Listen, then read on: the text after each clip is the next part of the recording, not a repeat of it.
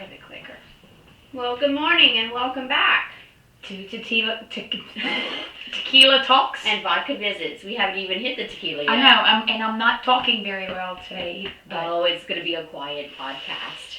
I'll try to carry us. Okay, all right, I'm not a talker. All right, but I'm here for the logic. I have faith in you. And to get us back on track. I have faith in your logic. All right, what are we doing today? Are we bonding? We're bonding. I think we're pretty bonded. We are pretty bonded. We're going to talk about the top 10 things you should know about your best friend and see. Ooh. Okay, everybody gets to play along. If we have covered all these. I have a feeling we have not. Okay, all right, I'm scared. But we are bonded on much deeper levels. Okay. I know where all the bodies are hidden. Well, maybe not all the bodies, but the majority of the bodies. Yeah. So let's just give you a little excerpt of what we're going to be. Hey, if I killed somebody, would you rat me out? No. Yeah, I mean, I wouldn't either. I saw this thing like on, I don't know, ID Rosalind or something. who? ID or something, and they were like, the best friend turned in the best friend for murder, not of somebody that they Honey, knew. I would help you hide the body. Right. I was like, they and were we'll not call friends. Amy because she has the shovel. They were not. I was like, they were not friends. They were 100% not friends. Stop putting best friend at the bottom of that caption. Yeah. That I'm was going down with you because chances are, if he, it's a he. It's a he. If you killed somebody, they did something pretty awful. They deserved it. That's what I say. And y'all should be thanking us because we did a service to humanity. I feel like I could get away with it. Oh, gosh. I feel like I've watched enough, like, true crime. Right? They're going to probably use this podcast against me the second someone I know disappears. They're going to be like, I think... Okay, let's get back on track because we don't want to self-incriminate ourselves. Okay. We are not planning or plotting to murder anyone. No. But if it ever arises, just know. just know. I'm your girl. I'm your girl. I got you. All right, let's back up a little bit. So, okay, what are our topics? We were talking about the top 10 things that you should know about your best friend. And I'm just going to read this a little bit just to give you a little preemptive of what this discussion is going to be about. Knowing your best friend on a deep level is what separates a close friend from a true BFF. While every friendship is unique, research and expert advice suggest the strongest bonds are built on a mix of practical details, emotional vulnerabilities, and shared history. So, okay, I think we have the right amount of shared history because sometimes you go through some shit with people and then you just can never see them again. Right? You just can't. Nothing has happened. Or it changes the way you see them or because how something was handled or... I have people in my life, nothing happened. We didn't argue, we were close, but we were in situations that now we just don't, we barely nod at each other if we see each other at the grocery store. You know what I mean? So like there's a difference. Like there's a difference, I think. Not everybody handles situations the same way, and they can't.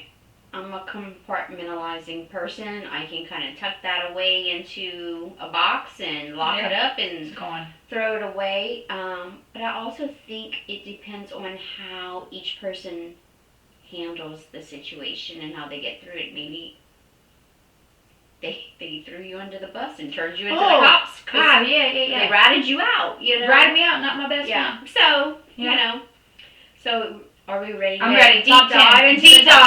Deep dive. Number 1, their emotional safe word. Huh? How they need comfort. Oh. So knowing how your best friend wants to be comforted when they are sad or upset is crucial. Some people need a distraction and a laugh, while others need space, a listening ear, or someone to just sit in silence with them. I already know what my safe word is. I think your safe word is words. I think affirmation and love and affection. I mean, yes, that too, but like, I have a very dark sense of humor. So anytime something tragic has happened in our lives, and we've had our share, my family's had it, we always turn to laughter. Yeah, We do. y'all do. And so it's a distraction, and I tend to provide that to my friends too, even though it's not the most, opportune time. I am like, I'm cracking a joke because I need to get you. I don't like to see people sad and upset, and so I'm gonna make you laugh because laughter is healing. Yeah. But I am a words of affirmation kind of girl. You know that about me. But I also, like, I struggle with that one with you because as you're saying all that, that's all true. And I'm thinking, because you are so good at, like, departmentalizing everything in life that I can't even think of you needing. That's horrible. True. Everybody needs, but I can't. Because I can't deal with it on my own. I can't put you in a place of putting me in a situation where I have to give you, because I don't know. Yeah. So that's weird. Yeah. Okay. Yeah, because I feel like I may have come to you in the past and upset about something or mad as hell, and you're like, who do we need to kill? Yeah. Yeah. I can't imagine I don't know, and I was there for both my brothers have passed on, and you handled it so much better than everybody else in the family. I don't even think I checked on you. It hit me months later because I kept it together, going through the process of the funerals and making sure everybody was taken care of and the funeral was planned properly. And for Christian, it didn't hit me till 7 months later, out of the blue. I delayed my mourning, and I'm like, nope, I'm fine. I'm good. That's just who I am. Yeah. But yeah, I'm a laughter, humor kind of person. But I don't know that you and I have ever been with you. I mean, we have our daily frustrations, and I think you just blurt out your frustrations to me via text, and I'm like, what is your life? Yeah. And we just move on. Yeah, no, I try not to hold on to things. No, you're able to just kind of let that slide. But I'm also like the kind of girl, if I had cancer, y'all wouldn't know until you saw that my hair was falling out. I'm not a... I'm not a let's do this together. Yeah. We're not in Don't it together. Feel sorry for me. Yeah. No. It's just my turn to do this. So, the shit that I bitch about is just funny shit. Let me just tell you right now in front of our audience, if you have cancer and you don't tell me, or some awful disease. Listen, I had cancer already. Yes, I understand it's not good, But if you have some disease or illness that is detrimental to your health and your life and our future, you better damn well tell me. Because I need to be there for my friend, and I need to encourage you, even though you don't need a cheerleader. Well, I feel I want to go sit with you. But I handle sick different. We can do podcasts while you're doing I don't believe in sick. Oh. I mean, it's not that I don't believe in sick. People get sick, obviously. But I thank God I'm not a nurse or a doctor or I don't do sick. I have no compassion. My kids get sick. They don't even tell me because I'm not going to do anything. Mm-hmm. I'm terrible. Did you take your meds? Yeah. No? Oh, well, I don't want to hear you complain. I know that about myself, and I will say, oh, were you sick? Because remember in 1982 when I told you to put on your fucking jacket and you didn't? That's why you're dying now. Hope you're happy. I don't know. I can't. Our poor children. We're not good nursemaids. No. But my husband's an excellent nursemaid, so he does. I mean, so is mine. Man, they get sick, and he's like, let me make them a soup and go drop it off at their house, and maybe they need to come spend the weekend so I can take care of them. I'm just walking over their dead bodies. I don't care. So it takes two. Life goes on. That's right. Life goes on. What's the next one? What else? Are we doing these in order, like top priority 1? That was 1. We're going all right 1 through 10. 2. Right. They're core values and deal breakers. For what? Give me an example. Understanding their fundamental beliefs, like what they consider unforgivable or what they value most in life. Integrity, kindness. Helps you navigate complex situations and support them through difficult decisions. What do you find unforgivable? Yo, I'm just gonna say I'm a horrible person. Like, generally speaking, I'm a shit I'm person. a pretty forgiving And so, person. Like, because of that's what I was gonna say. Because I get stepped on, and I give people chances. I think if you blatantly turn your back on me or do something out of spite to make my life hard, because I don't like drama, I don't like conflict, and if you just completely, if I am down in the dumps, which you probably wouldn't even know because I will compartmentalize it, and you just turn your back on me and ignore me and you're nowhere to be found, then that's kind of unforgivable for me. I want loyalty. I get that. You know? For me, the only thing I think that'd be unforgivable, because again, I'm a horrible person, and so in order to not be a hypocrite, because I've done horrible things, and I want forgiveness, I guess, acceptance, I don't know, but I could not forgive you if something affected the lives of my children, or the lives of the people. Like, if somebody did something to you, I'm much more likely, I'm done with them, I've had enough. If you're still kind to them, I'll put on a happy face for you, but I won't forgive them.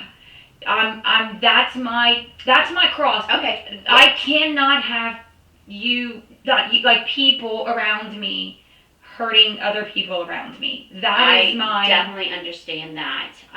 That's my line. You can't cross that line. I get that because I have a couple friends who have gone through some really ugly divorces, and I have watched the ex-spouses do and say awful things about them, and look, they're probably some of the most hated people in my book, because I'm like, you're hurting my friend. Yeah. I cannot forgive that because that's just spite and that's just evil. So yeah, I have a hard time with that too. Yeah. I will play nice to your face. You know this as a mom. Like, guys, as a mom, you wouldn't believe how many beefs you have with, like, 9-year-old children. Oh, yeah. Well, these kids are now grown up, so I hope I don't run into them in person. Oh, and I'll hold that beef, too. There's they're dead to me. People out there that are 30 years old that I don't like them because they were ugly to my kid when they were 6, and I'm done with them. I get that. Okay, so we're on the same page. Yeah. Yes. All right. We're bonding. BFFs. Oh, this is a good one. This is a good one. And I want to try to think if I can guess yours. Their love language. Oh, I already know your love language. I said it already. Well, often used for romantic partners, knowing your friend's love language, words of affirmation, acts of service, receiving gifts, quality time, or physical touch ensures you're showing your appreciation in a way that they actually feel it. Yes, mine is definitely words of affirmation. I need the reassurance. I love to hear that, hey, you're doing a great job.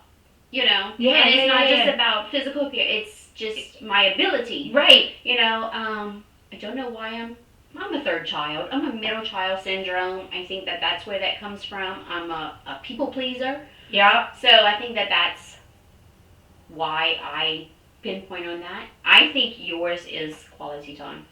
You're dead on. Because you are always trying to find things for us to do that we could be together and we can bond with, and I really think yours is quality time. It is. It's time. It's time in general. Yes. In fact, time is the most valuable thing.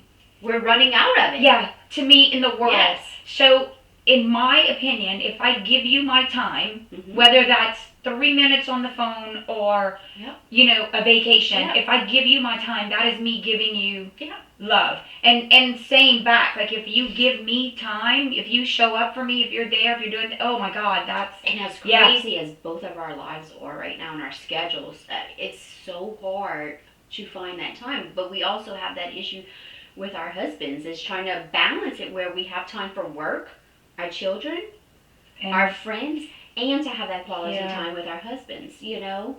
It's hard. You know? And you take for granted the people around you the most. Yeah. But you're dead on. Time. Yeah. You guessed it right. BFF. I know. I'm always thinking about how valuable time is. Number 4.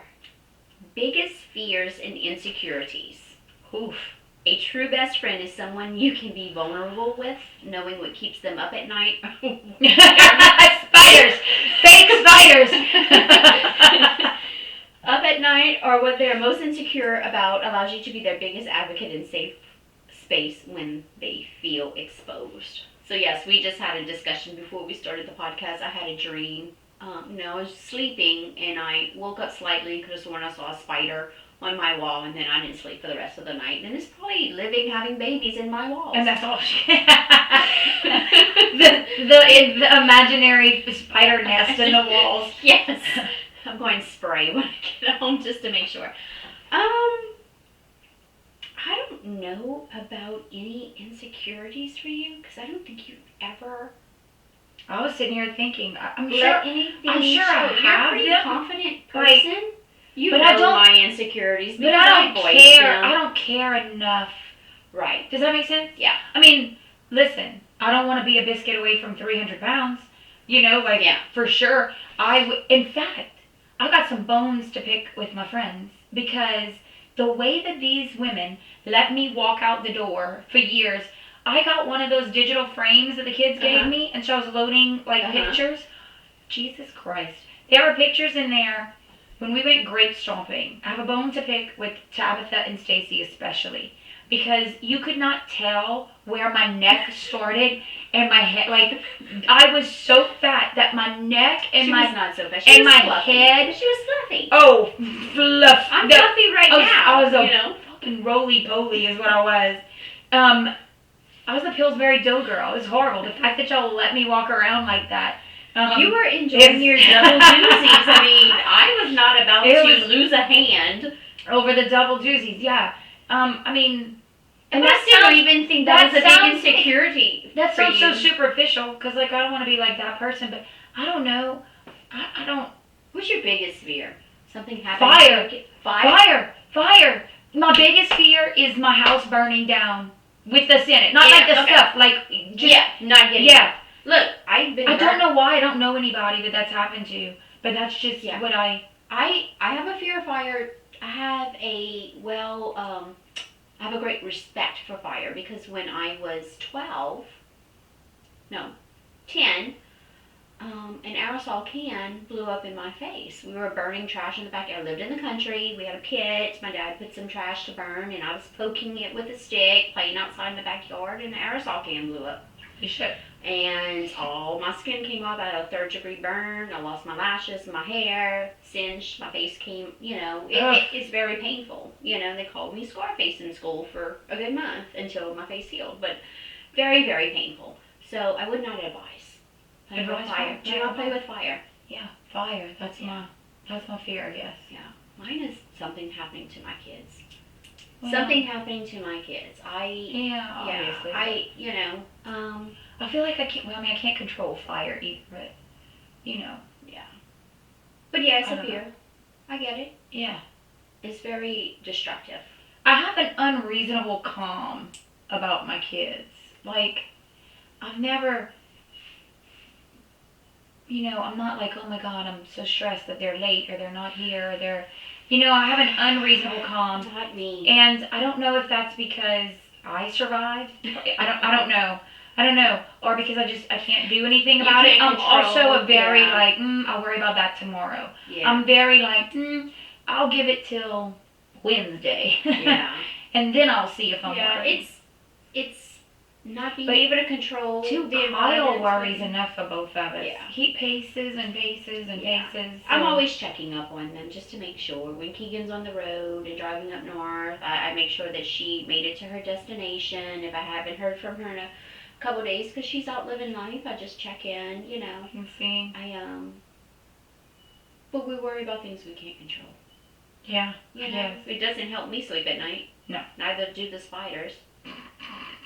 So Okay, so we have learned that you're afraid of fire and you don't have any insecurities, which is so cool. I mean, I do, I'm sure. What's my biggest insecurity?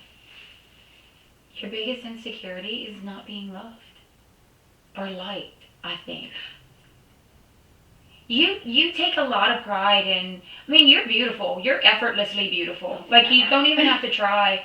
But I think you take pride in the effort that you do. Yes, I do.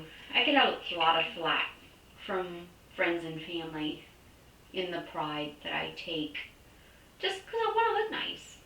You know, no, it's not that. I always want to look put together. Yeah. You got your shit together. I did get pied in the face yesterday at work, I saw that. I love that for which you. is out of the box for me because very out of the box. I'm like, wait, you're gonna mess up my makeup, you know? I saw you had a shower cap. A shower cap because I just had my hair done. But you know, I'm stepping out of my box.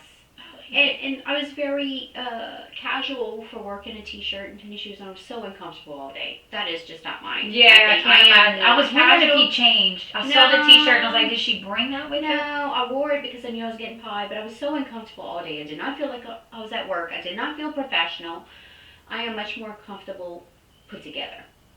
You've always been put together. So I can see that. If I were put together every day, then I would feel... Yeah. Casual is when I'm working out, working in the yard, cleaning house. Yeah. Casual is when I wake up and go. All right. Let's see. Number 5.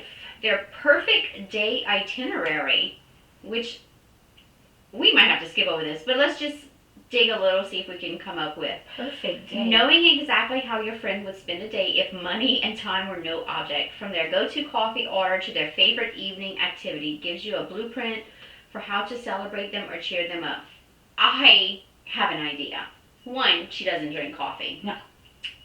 So I think just any day that involves an adventure of something you have not done or seen before. Absolutely. Hands down. If there's drinks involved, A+. Then and food, cocktails, food, A+. Yes, and with your friends and family. A+. Most likely, perfect day would be with me. Absolutely.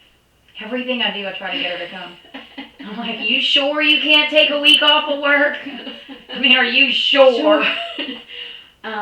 Yeah, I think the perfect day itinerary would just be anything where you can go out and do something you have not I think yours would be way more chill. Like, I think it would be spa and... I mean, I'm not opposed to that. Like, I can see, like, beaches and spa, coffee, your favorite Oh, wait, drink. hold up. Nix that. You already don't know me. I am not a beach person. No? I'm oh a my God. mountain and cabin person. I would have thought. I would have thought. Like, I want to go beach hiking. and sunset. I I love you so much more now because I hate the beach. I don't like sand. I'll go to the beach. I'll enjoy while I'm there, but I am not like that's not my ideal. Oh, I love you so much Bring me more to the now. mountains where there's a lake and maybe waterfall. Oh, I can't wait to get my lake house. So and you can go come be in my lake house. fishing or hiking and. I did know that. I A did not say bonfire. that. I knew you liked to fish. Yes. But a chill day. Yeah. I could see you just a chill day. Yeah. Because I don't know how to chill. Exactly. But if you we could. don't have time to chill. If you could. I could. That would be. Yeah. That would be the day. Yeah. Fishing. Yeah. We need to go. I need you to come look at houses with me. Okay. Let's go. Yeah. Let's put it on the calendar. Put it on the calendar. Okay. I really am trying to get her to come to Vegas with me, but I don't have the time dates, for the Vegas. dates, the I dates. don't have time for Vegas. Not yet. I'm going I'm Labor going Day. in October for my birthday. I'm going Labor Day weekend. Booking it, so. But I'm going so I can go sand surfing. I know. All right. We're halfway done with the list. So Okay. let's go on Right. to number 6. The formative childhood memories. A person's beginnings often shape who they are today. Knowing their proudest childhood achievement or their teacher who inspired them the most provides deep insight to their current motivations and personality. I think we could really take a deep dive on this. I don't think we have time for that that's today. a lot. I think we both have had very, I couldn't even nail that down if I tried. I don't want to say tumultuous childhoods. I think that we have had very distinct childhood that have shaped who we are today. You have been through quite a bit with the divorce and living with, you know, But you had to different, live with but I had, having to watch Christian. I had an older brother who was handicapped. I wasn't told till I was about 12 or 14 how dire his situation was and how precious life was.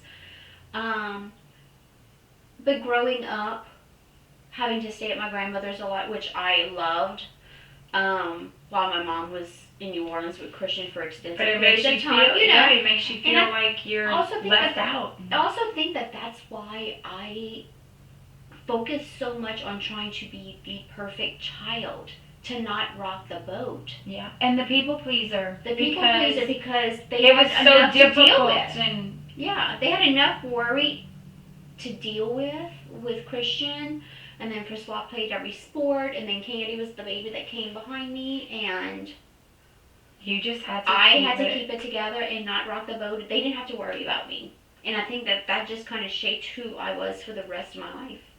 I agree with that. Yeah, I agree with that 100%. Yeah. Because you're very amenable.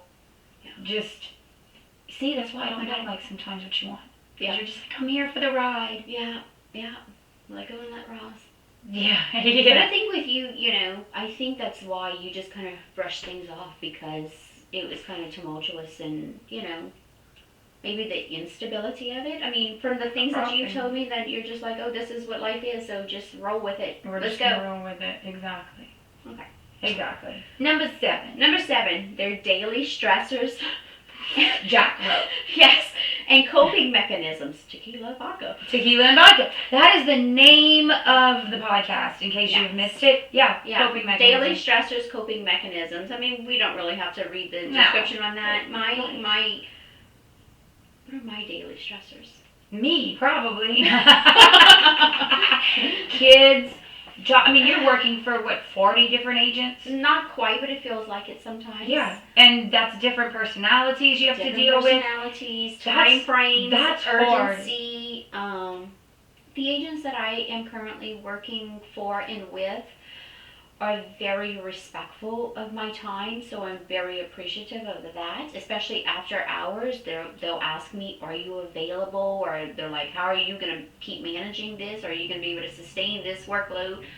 So I'm very grateful for that. But you have the added stress of But you have also a preteen at home. Who I am, and I don't like to tell people no. Nope, you're not going to tell them no. Yes, you're going to do all that you can. What's beeping? It's my phone. Oh. You're going to do everything that you can to make everybody else happy. And then you're going to go home and make everybody at home happy. Oh, I don't mean that. and you're still a newlywed, kind of. Yes, I mean, yeah. that's a lot. That's daily. Your daily stress It's just getting it all done. Yeah.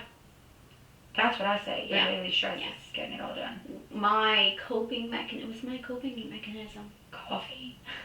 You sure don't sleep? No, I don't sleep. I mean, I think you just plow through. Working out is a coping mechanism for me.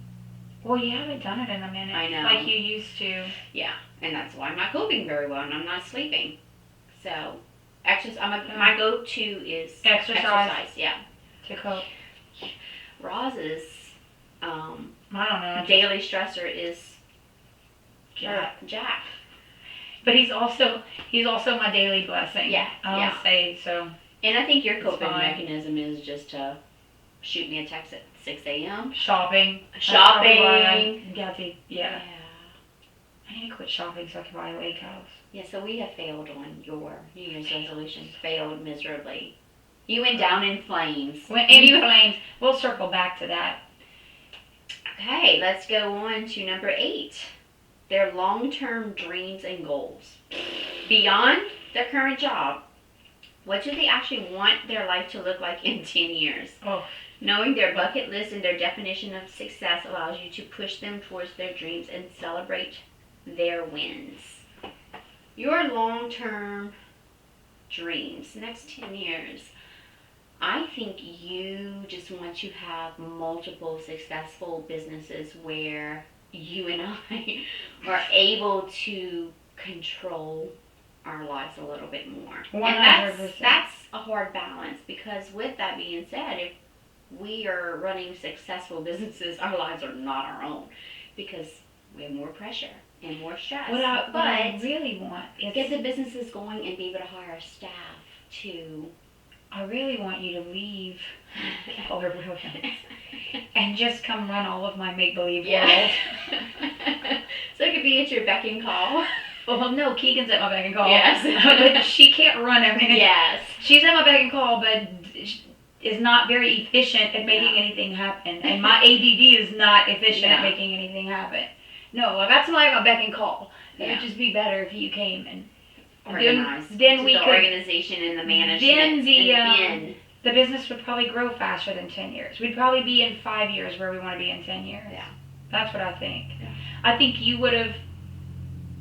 I'm going to tell you about it off camera, but I think you would have picked up on a problem that I feel so stupid about it. I'll tell you about it later. But you would have picked up on it, and we wouldn't have missed. We missed out on like 6 bids over the stupidest thing that I know you would have caught from day one, and we wouldn't have missed it. So anyway, yeah. Long-term goals. Success. Just success, and that's not necessarily raking in the bucks. It's just having more control over our lives and what we're able to do. I have. Financially, if I quit working right now, I have enough passive income. I would not be able to continue to shop the way that I do, but I have enough passive income that it'd be okay. But that's not. It's not about financial. It's about. No, it's just. I have something to prove to I don't know who, and I haven't proved it yet. Yeah. And so I just gotta. Well, I think you have something to prove to yourself, but you keep raising the bar. Because nothing, unless I become like a neurosurgeon tomorrow, like. Yeah, you are not operating on my brain. So, I mean, it's hard. Like, what could possibly compare to neurosurgery? I'm sure not going to work for NASA. Yeah. So, I mean, I gotta. Oh, no. You already failed at that. Gotta figure it out. Attempts, but. Okay. Number 9. Do we Oh, still have we're getting time? We have a close. little bit more time. Okay. Number 9. They're practical vital stats. What? I didn't even know. Oh, no. I love you and you are my BFF, but I am failing miserable at this, but not because I don't try to find out your vital stats, it's because you won't tell me. Oh, what's the vital stats? Birthday. Day-to-day life, you should know their essentials, their birthday, their allergies or dietary restrictions, and their favorite comfort food. I know most of them. The details that make gift giving and hanging out seamless. I know all the other stuff. This tramp right here will not tell me her birthday. I told you it could be Pie Day. I think it's in September. It could be Pie Day. Okay, but to be fair, I think it's in September. Nikki is the only person. I want her to be born in 75 like me so we can be the same age, but she won't tell me. Nikki is the only person who has ever had a birthday dinner with me. Yes, and I think it was in September. This was several years ago, and I can't. And brought me a present. Yes, but I don't remember the date. So don't worry about that. That's not important. I want the year. I don't care about the date. Because here's the thing. I think birthdays are stupid. Because what are we celebrating? The fact that I didn't die? I didn't die yesterday either. You didn't give me a present yesterday. I don't understand the whole concept of the birthday. I don't get it. I was born in 1982. She was not. 1980. No, she was either born in 75, 76, 77. That's your prediction. Range. I like to think it's 75, but I have a feeling she is 76. 80. It's not true. Okay. Not true. Other stuff, yes. Comfort food. She likes double doozies, cookies, sweets, anything, something with peanut butter. Was it peanut butter? No. I don't care. I like anything. No, I'm trying to think the candy bar that you have picked up. But yes, she likes junk food. She likes corn dogs. Corn dogs. Ugh. Meat on a stick. Meat on a stick. Yes. So I know that. But what about you? Okay, let me see. Comfort food. I don't know, but I know you like margaritas. I know you are a margarita girl. Yes. For sure. Yeah. Tequila girl. Yes. I know that. Your birthday is October 13th. I know that because I told in my labor for a day. Yes. So that she wouldn't share a birthday with my son. Yes. And we induced. So, I had to schedule the day the next day. I would have shared it with Patrick. Yeah, so we wouldn't share. So I know that. What's the other one? Okay, comfort food. Food. Come on, we've talked about this. Shit. What's my favorite? Well, it's not necessarily my comfort, but my favorite food of all time. I ate it since I was a child. Oh my God, I'm My grandmother used to make a big pot of it. Oh, beans! White Beans! beans. Beans! Yes, beans, the white beans. I am a country girl. Give me my bowl of white beans Oh, and rice.